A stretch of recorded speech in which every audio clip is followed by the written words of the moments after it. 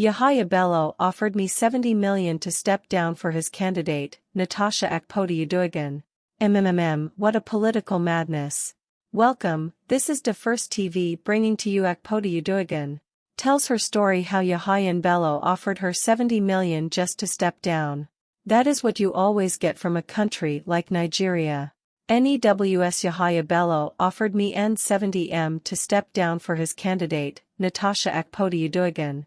Listen to her explain. Natasha, congratulations are in order, and quickly, your supporters were all out in Kogi and here in Abuja. First, tell us quickly if we can go through this journey for you. Good evening, Suleiman. Thanks for having me. Good evening, Nigerians.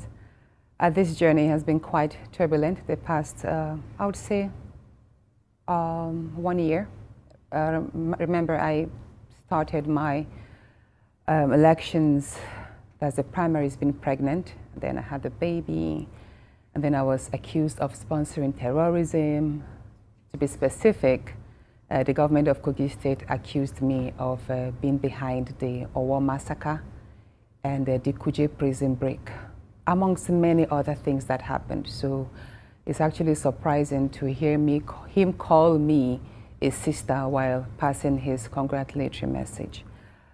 Putting that aside, the reaffirmation of my senatorial victory by the appeal court has renewed my hope in the judicial system in Nigeria, and actually appeal and call on all the other judges who would find themselves occupying such sensitive positions whereby they determine the merits of such cases, that they should shun corruption and be quite judicious in discharging their duties. So I actually appreciate the team that oversaw my appeal.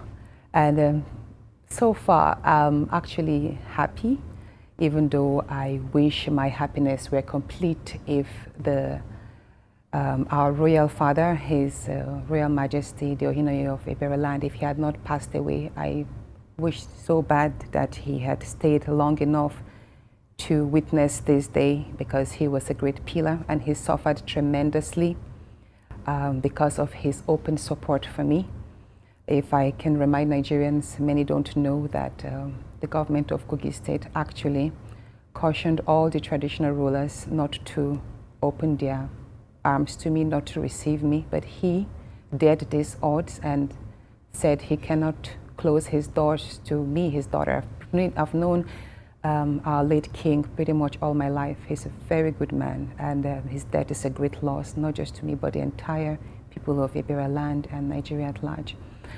But I just going to hold on to the brighter side of it. Absolutely. And so good to see you, Natasha. He died. Yeah, I mean, okay, just land on that. Okay. So, yeah, before I thought you had, yeah. No, like I said, I'm actually happy that I met with him. He was in the hospital 2 weeks before he died. He was quite frail, but when I met with him, he prayed, and amongst others, he was happy with the outcome of the tribunal judgment, and he prayed that I get this victory today. But then again, my husband and my family, I would say, they've been a great support. My husband from Delta State, he received a lot of blows, and he weathered the storm with me. He weathered the storm with me. I even had moments when I was almost giving up because of how intense the journey was. He reminded me of why I got into politics, and he reminded me of the need to stay firm and that he never wavered one day. And I call on all men to please emulate my husband and be of great support to their wives, and fathers to be of great support to their daughters, brothers to be of great support to their sisters, so that we can have more women achieve greater heights in politics and in corporate fields. So, but to the good people of Kogi Central, this is their victory, this is their doing. Great, great, great. And we are definitely happy with you.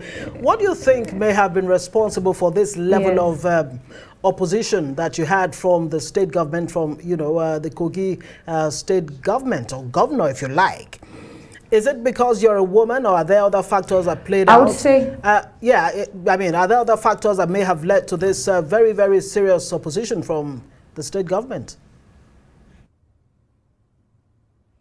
You see, people are born differently.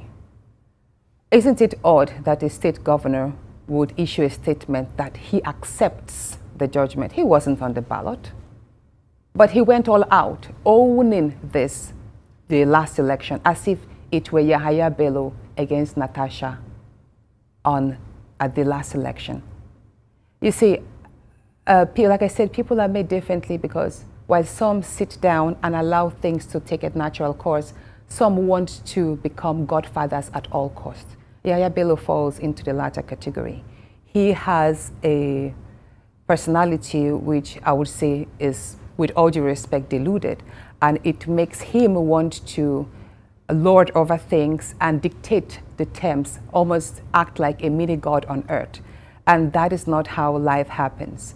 And I would say this, while in 2018, before I joined the SDP and contested for the senatorial seat, I was in APC for pretty much 3 months.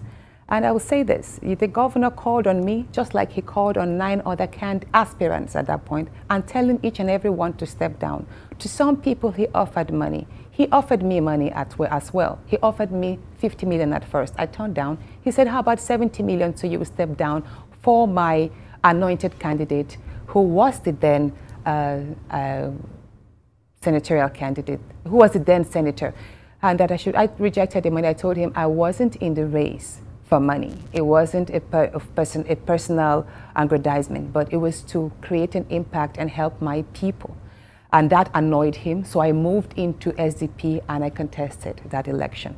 So the same thing happened now. Yahaya Bello does not like being dared. He wants his words to be law. He doesn't understand that he's a governor to everybody, and his duties as stipulated by the Constitution makes him responsible to me.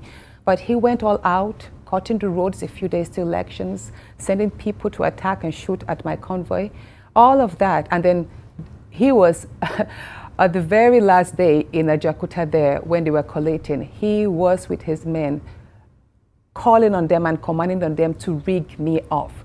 So when you ask me why he went overboard this way, I would just say it is who he is. It is who he is. When the person is vindictive and dictatorial in nature, that is just who he is. And I think it's really wrong. But on the other hand, we will say, Yahaya Bello succeeded in Natasha, all sorry, I think we're almost activities because of the institution. We're out of time. Let me say this. It's very important I say this. Right. Go ahead.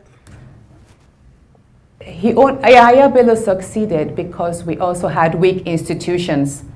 I mean, we had the returning officer who saw that the figures did not add up, but he went ahead and pronounced the APC candidate the winner. Why did he do that? I don't know. But you know what? As a political reformer, I am looking forward to INEC prosecuting all the erring electoral officers so that when these men are jailed and made to serve a term, they will serve as an example to other people who would sell their conscience.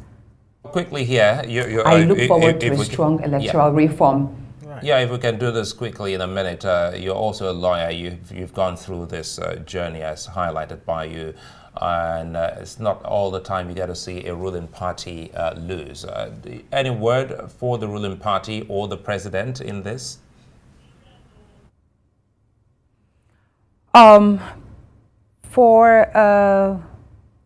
If I can say this, I would like to express my deep appreciation to the First Lady, Her Excellency Remi Tinubu. I heard a story which I'm not too sure of, but I was told that Governor Yahaya Bello met with her last week, asked in a bid to solicit her support in pressurizing the judges. Like I said, it's an allegation, but I heard from a reliable source.